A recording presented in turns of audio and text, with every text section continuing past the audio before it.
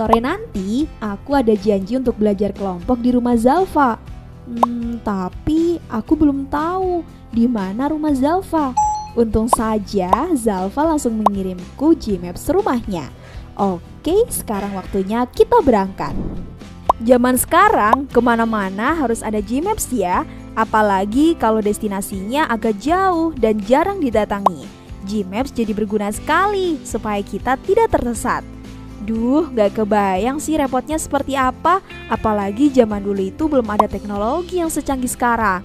Rumi juga harus mengingat berbagai jalan di muka bumi ini.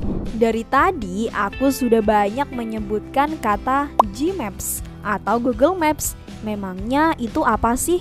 Gmaps itu ibarat peta yang ada di smartphone, atau istilah sederhananya itu adalah peta digital. Secara etimologi, kata peta berasal dari bahasa Yunani mapa yang berarti taplak atau kain penutup meja.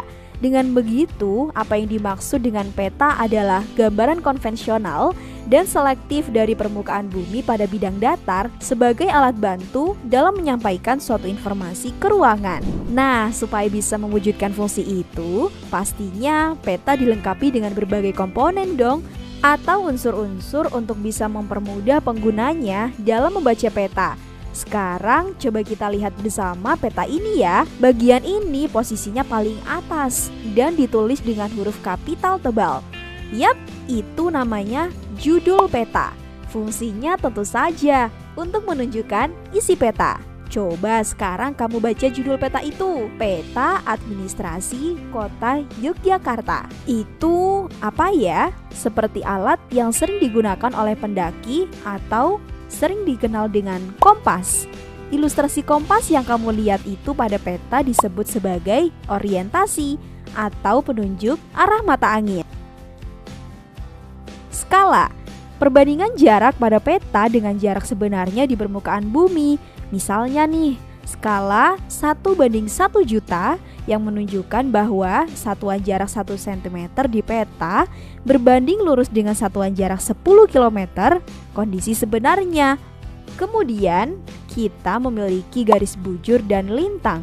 Garis-garis ini membentuk kerangka kerja koordinat yang membantu kita untuk menentukan lokasi suatu tempat. Kalian pasti pernah menemukan bagian seperti ini kan pada peta yang fungsinya untuk memberikan informasi objek geografis. Yap, ini adalah simbol. Simbol pada peta merepresentasikan berbagai objek atau fitur geografis. Sedangkan warna digunakan untuk membedakan wilayah atau fenomena fisik. Simbol sendiri dibagi menjadi 3. Yang pertama ada simbol titik yang menyajikan tempat atau data posisional. Kalau yang ini karena bentuknya seperti garis, jadi disebut simbol garis.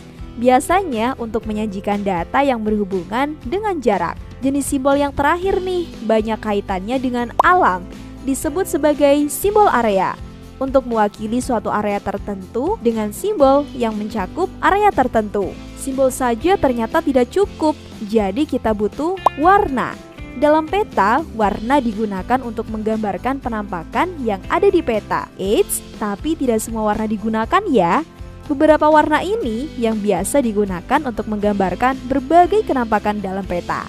Biru menggambarkan perairan atau daerah dingin. Kuning menggambarkan gurun, dataran tinggi, dan vegetasi yang kering. Hijau menggambarkan hutan, dataran rendah, dan vegetasi. Coklat menggambarkan daerah perbukitan dan kontur. Merah menggambarkan gunung api, kota, dan jalan protokol. Terakhir, hitam menggambarkan batas wilayah. Simbol dan warna juga kurang sempurna jika tanpa legenda. Legenda pada peta merepresentasikan penjelasan atau keterangan mengenai simbol peta. Seperti halnya melukis yang menggunakan teknik. Dalam pembuatan peta juga terdapat teknis penulisannya loh. Biasanya kalau kita menulis surat izin sekolah, terdapat keterangan tanggal pembuatannya kan? Nah, sama halnya dalam peta ada sumber dan tahun, informasi siapa yang membuat atau mempublikasikan peta, serta kapan peta tersebut dipublikasikan. Komponen yang terakhir nih, ada inset atau peta kecil yang ada di sudut kanan bawah peta.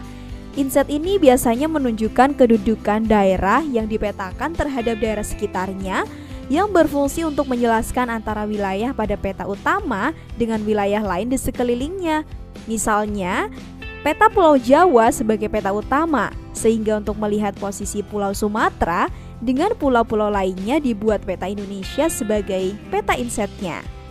Nah, itulah unsur-unsur peta yang bisa kamu ketahui. Sebenarnya unsur peta itu sendiri juga tergantung dari jenis peta yang hendak dibuat serta siapa pembuatnya.